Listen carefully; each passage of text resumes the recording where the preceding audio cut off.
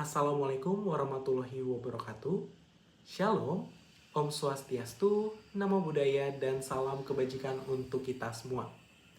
Perkenalkan, nama saya Maruli Tiopan Nahot Marpaung. Pada kesempatan kali ini, saya mohon izin ingin memaparkan sebuah materi hukum acara pidana, yakni terkait dengan pemeriksaan perkara biasa. Pertama-tama, kita harus mengetahui terlebih dahulu berkenaan dengan jenis pemeriksaan sidang pengadilan yang ada di dalam Kitab Undang-Undang Hukum Acara Pidana. Pada sejatinya, di dalam Kitab Undang-Undang Hukum Acara Pidana terdapat 3 jenis pemeriksaan sidang pengadilan, yakni yang pertama, pemeriksaan perkara biasa, yang kedua, pemeriksaan singkat, dan yang ketiga adalah pemeriksaan cepat. Di dalam pemeriksaan cepat dibagi menjadi 2. Yang pertama yaitu pemeriksaan tindak pidana ringan, dan yang kedua ialah perkara pelanggaran lalu lintas jalan. Pada pembahasan kali ini, kita akan berfokus pada pemeriksaan perkara biasa. Adapun definisi dari pemeriksaan perkara biasa adalah proses pemeriksaan perkara pidana di pengadilan yang dilakukan secara lengkap dan juga menyeluruh, mulai dari pembacaan dakwaan oleh jaksa penuntut umum hingga putusan hakim.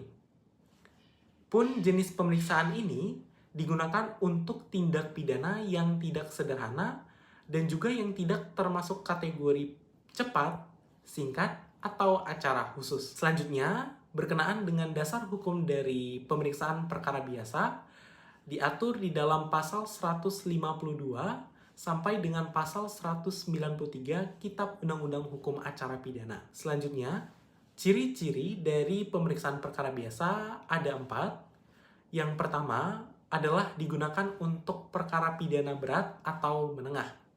Yang kedua, prosesnya lengkap dan juga memakan waktu yang lebih lama apabila dibandingkan dengan acara cepat dan juga yang singkat. Yang ketiga, ciri-cirinya dari pemeriksaan perkara biasa adalah hak-hak terdakwa dijamin sepenuhnya. Misalnya hak atas bantuan hukum atau hak untuk didampingi oleh penasihat hukum maupun hak untuk menghadirkan saksi. Ciri yang keempat adalah dapat dilakukan upaya hukum seperti banding, kasasi, dan juga peninjauan kembali. Lalu untuk tahapan dari pemeriksaan perkara biasa dibagi menjadi 4. Yang pertama adalah pelimpahan berkas perkara dari jaksa penuntut umum ke pengadilan. Yang kedua, penetapan hari sidang oleh ketua pengadilan. Yang ketiga ialah pemanggilan para pihak, yakni terdakwa, saksi, dan juga penasihat hukum. Yang keempat, sidang dimulai dengan urutan mulai dari pembacaan surat dakwaan oleh jaksa penuntut umum, tanggapan terdakwa atau eksepsi bila ada, kemudian pemeriksaan saksi-saksi dan juga barang bukti, lalu pemeriksaan terdakwa, kemudian tuntutan pidana atau rekuisitor oleh jaksa penuntut umum, lalu pembelaan atau yang juga bisa disebut dengan pledoi oleh penasihat hukum maupun juga terdakwa, lalu replik atau tanggapan dari jaksa penuntut umum dan juga duplik dari tanggapan penasihat hukum, serta diakhiri dengan putusan hakim. Lalu untuk contoh kasus, di sini saya sajikan.